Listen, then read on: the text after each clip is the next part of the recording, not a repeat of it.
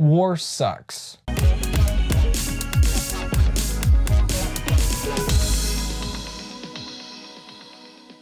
A platoon of Navy SEALs embark on a dangerous mission in Iraq, with the chaos and brotherhood of war retold through their memories of the event. To give some backstory, this is essentially based on a true story through the lens of Mendoza, who is co-directing with Garland. If you remember that name, it's because he gave us one of the best movies of last year, Civil War. If you don't know the name Mendoza, well, he was a former Navy SEAL for 16 years before he was introduced into the world of filmmaking with Act of Valor and Lone Survivor, and now Warfare. In his own words, he's here to tell a story that honors the people who were there. Now, Garland and Mendoza were not playing around in having these guys, all the actors portraying the Navy SEALs, do their homework, and they did it, being a part of a 3-week boot camp. So you already got me hooked in a movie that not only has a great filmmaker behind it, but it's coming from the perspective of someone who has lived it, breathed it, and felt it.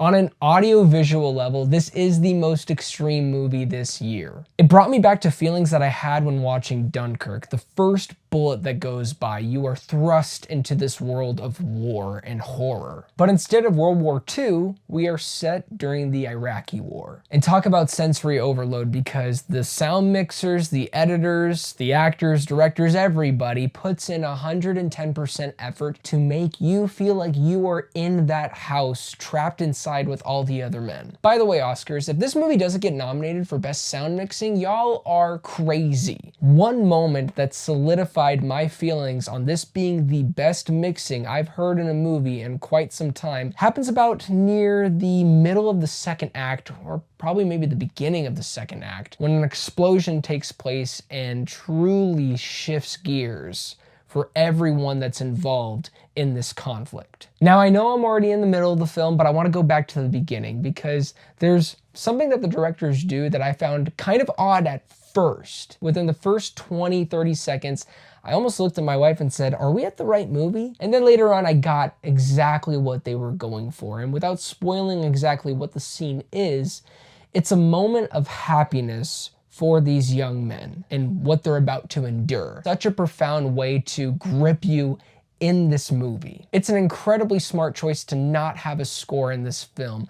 It amplifies the chaos. They wanted to create a movie that wasn't just a normal movie. They wanted you to walk away feeling like you tasted the same dust that they tasted. Because in war, you don't hear dramatic music playing in the background.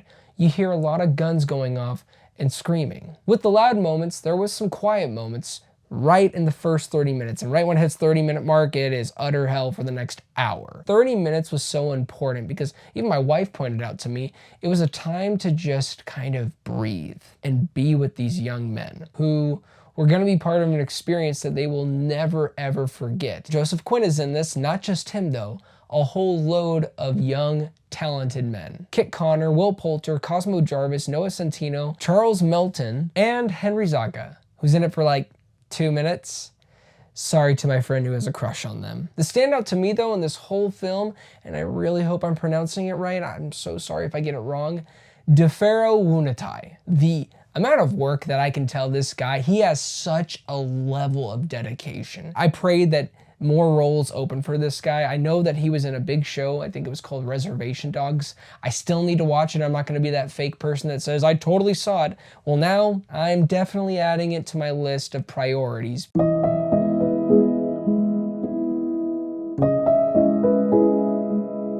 Bringing such a raw vulnerability to Ray, trying to keep everything together amidst the chaos. Now, speaking of Dunkirk, one complaint that I have heard for so long, and I get so tired of it, and I get it, film is subjective. And I respect everyone who either loves that movie or doesn't like this movie. And I really hope people like this movie, but something that is similar is that this movie is not really heavy on plot, narrative. It's heavy on the experience. And I believe some movies do get a pass for not necessarily being about them on a personal level, but being about what is going around them. That's really the connection. You don't need to know their entire life story to feel the weight of what's happening. And that's exactly what Alex Garland and Ray Mendoza's Warfare does. I'm not going to get into the politics or the controversy of the Iraq War. I'm just specifically talking about this story. What both the directors did was incredibly moving on touching on some things that are pretty hard topics, but they found a way to gracefully put us in a perspective where you feel for the American troops, but also for the family that is involved in this conflict. And they had nothing to do with what's going on. A phenomenal way of depicting how warfare can damage both sides. Alex Garland seems obsessed with portraying war for modern audiences. And I think his message is clear. War sucks. This is the best movie of the year so far, and I'm going to give it a solid 9 out of 10. Well, thank you guys so much for watching this review. It really means a lot. Please do not forget to like and subscribe, but most of all, do not forget to be blessed.